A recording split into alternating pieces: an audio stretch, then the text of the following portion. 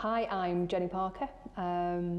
I founded Country Attire straight out of university. That was my first business, and I've recently sold that business to a group, and I'm now part of the Internet Fusion group.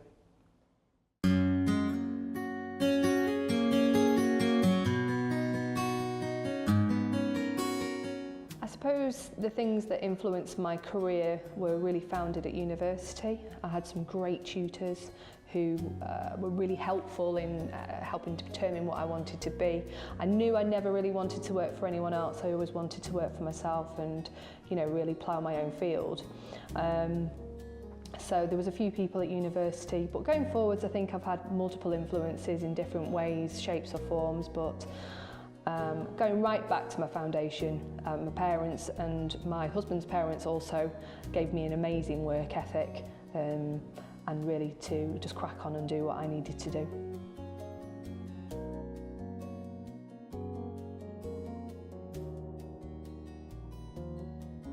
I think when you get your first customer, I think that's always a key tipping point, and actually you think, yeah, I've got something here.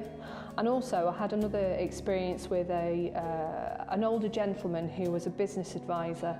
I worked for an organisation that will remain nameless, and he basically said to me, no one's ever going to buy anything online.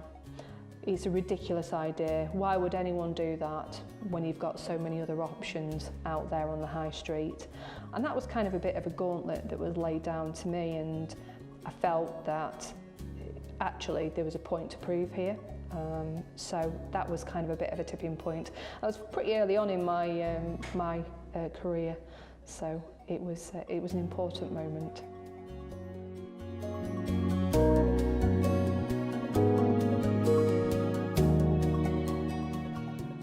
Biggest influence on my career to date, it's quite a tricky one because I've worked with so many different people in different fields, and I've learned a lot from all the people, and I think that's one of the things you should never stop learning and really challenging yourself.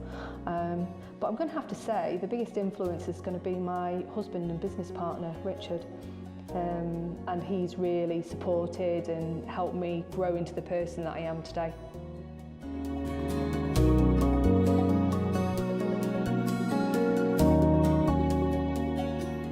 Best piece of advice I've ever received would be from my grandfather, and he had a business in the 1960s, 70s, and very old school manufacturing, and he had a thing that he said all the time was do it now, and that was it, and you should just do it now.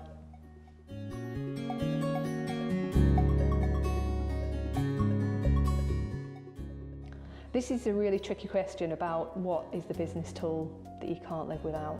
And I could give a really trite answer and say, it's my mobile phone. I mean, I think that's de rigueur. Everyone should have one, and it's, it's an essential piece in business.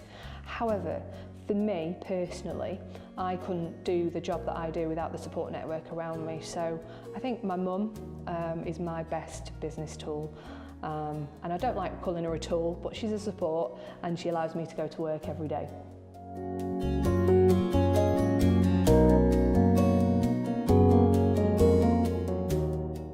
There's a few achievements actually that I'm most proud of. And I think number one would be being listed on the Fast Track 100 twice in a row. That's a publication that's given out by the Sunday Times every December, and they really highlight those businesses that are really up and coming and are doing great things within industry. And it doesn't really matter whether you're in, I don't know, medicine or fast fashion or vitamins, whatever it is, it doesn't matter, but it recognises those that are on a growth path. So I'm really proud of that, and also I'm really proud of the fact that we've sold the business. I think it was kind of the pinnacle of what we were doing and the process that we were in and what we wanted to achieve ultimately. So I'm super proud that we did that, and that I'm on a new journey now that will also hopefully give us a new something to be proud of.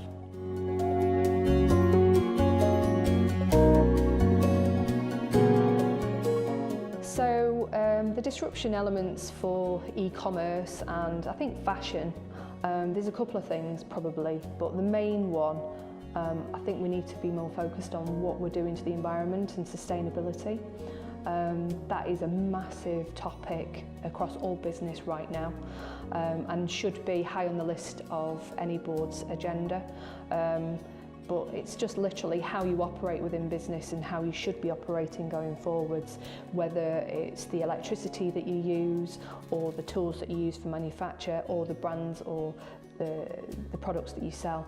I think it's a really important thing that we need to be really considering for business going forwards and operating in the right way.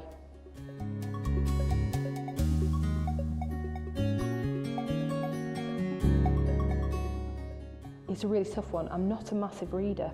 I like to learn by doing and not learning by what other people say.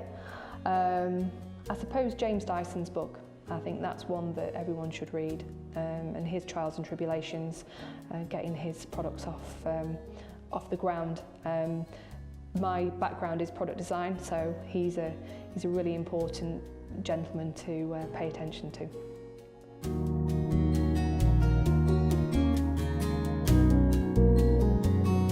There's a lot out there, and there's some young people who are doing amazing things. And I don't think I've got one that I can really hang my hat on and say they're doing a brilliant job.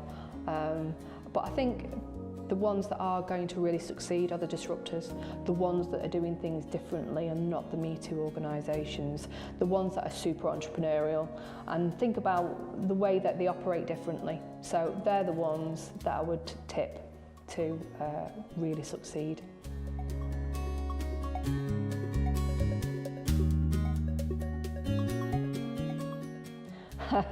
I've met a lot of people along my journey, and I think to answer these questions, I think I'd probably love to see Karen Brady, but I think she's quite well documented.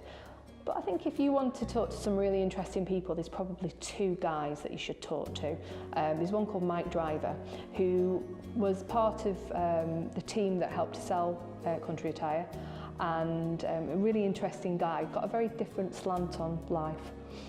So he's a really interesting chap to talk to. And the second one would be my new CEO, Martin, who's really leading Internet Fusion in the growth that we're going and the journey that we're on. And I think he'd be quite interesting to pin down and ask him a few home truths.